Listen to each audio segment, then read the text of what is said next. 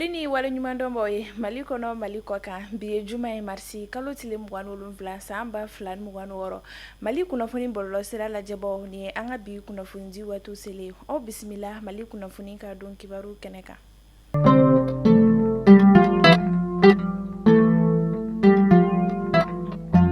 kunafundi demnela anga jamana nyemo ka la ɲɔgɔn ye min be ni abe wele ko conseil des ministres o kɛnɛ sigira arabado marsi kalo tile mugan duru san ba fila ni mugan wɔɔrɔ kuluba palais kɔnɔna ka bɔ anga jamana kuntigi général d'armée Assimi Goïta ale yɔrɔ mi senfɛ u ye numéro vert kura dɔw olu sigi sen kan ni bashima ko be walasa mɔgɔw be se ka weleli kɛ o numéro nunu na cogo min na walasa dɛmɛ be se ka ta k'a ɲɛsi u ma ni numéro vert la kofɔlen nunu be tali kɛ police nationale olu be la sɔrɔ 101 de la fɛn ye gendarmerie nationale ye olu be la sɔrɔ 111 o de la protection civile mɔgɔw olu be la sɔrɔ 122 de la office central des stupéfiants ni o ye OCS mɔgɔw ye olu be la sɔrɔ 135 o de la fo ka taa se service de lutte contre les armes olu be la sɔrɔ 133 o de la ni numéro vert la kofɔlen nunu bɛɛ be tɛmɛ wa jamana kɔnɔden kelen kelenna bɛɛ lajɛlen be se ka weleli kɛ u la fu ani falaki fosi tɛ tigɛ ka bɔ u kunna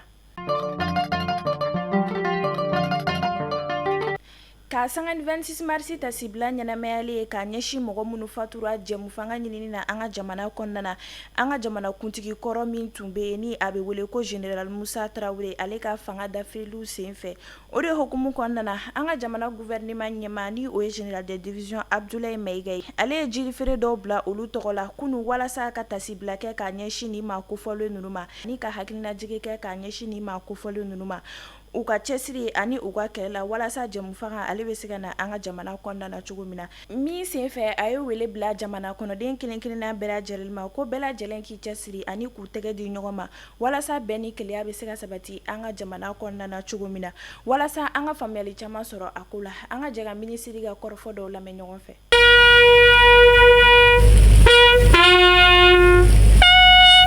akina jigin kɛ k'a fɔ mun kɛra mars 91 an kana ɲinɛ kɔ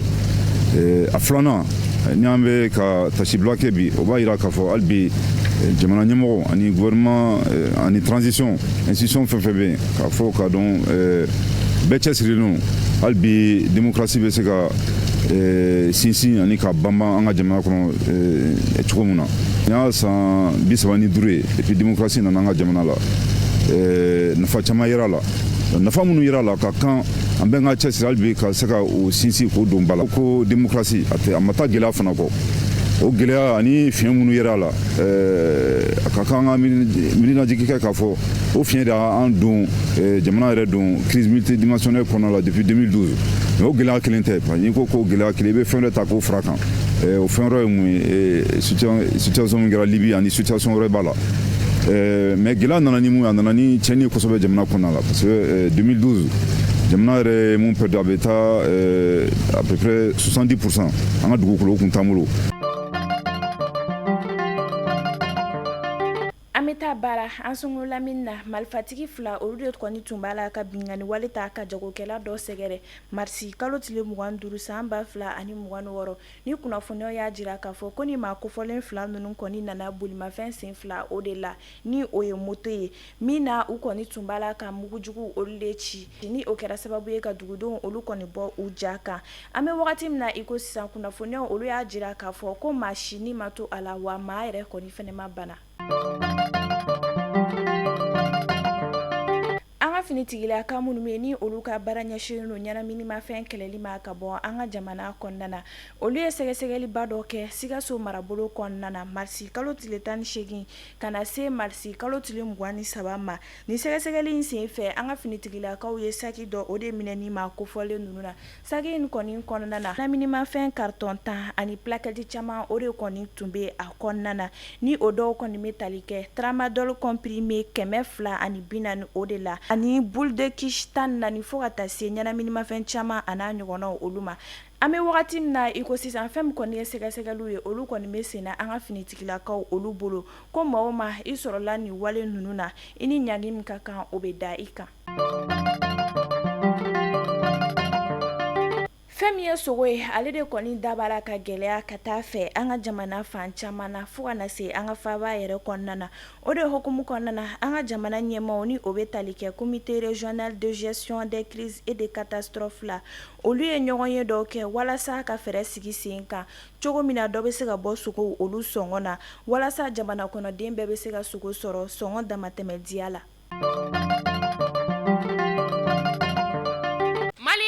Fɔ ko tare k'a sababuya kɛ aw ye fɛn min laɲini tunga lafiya fɛ a ye o waleyaw ye tunga lafiya ale ka programme kura ni o ye logement sociaux ye i sigilen bɛ Mali kɔnɔ walima i sigilen bɛ jamana ale kɔ kan i sen bɛ se ka ye tunga lafiya ka nin logement sociaux ye ale la i dan ye dɔrɔn i ka kɛ sarata baara la tunga lafiya ka nin logement sociaux ye a bɛna kɛ Banankɔrɔni Kabala ale ni Jalakɔrɔbugu n'i b'a fɛ i sen ka ye a la numéro de téléphone ta i ka message bila WhatsApp kan i tɔgɔ ni jamu ka o bila n'i ka dossier tɛmɛna dɔrɔn tunga lafiya b'i ka so jɔ k'a ban pewu k'a clé d'i ma i bɛ tunga lafiya ka wari sara ye dɔɔni dɔɔni ni madame Sisoko Zenab Tezaga Sanogo tɛ jɔn de bɛ se ka nin kɛ aw ye tunga lafiya ale nana maliyɛndenw lafiyali ni tungarankew olu lafiyali kama soko la maliyɛn kelen so kelen ba Maliba ale kɔnɔna la. Kunu alamisa ni o bɛnna marisi kalo tile 26 ma san 2026 bɔtara kɛ cɛ dɔ de kɔni su kan Tabakɔrɔ logement sociaux terminus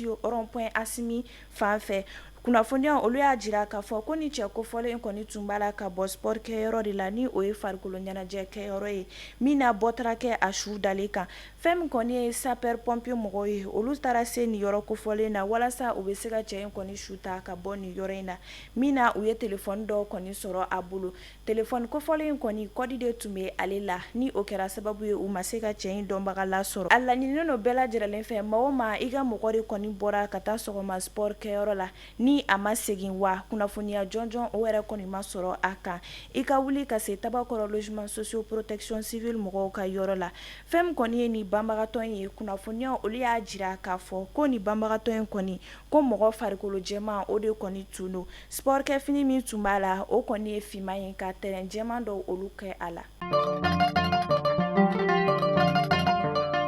Hakilina jigila a bɛ wagati damadɔ bɔ kabini janvier kalo tɛmɛnen san 2024 wagatiw la fɛn min kɔni ye AES jamanaw ye olu bɔra CEDEAO la o de hukumu kɔnɔna na an bɛ taa Guinée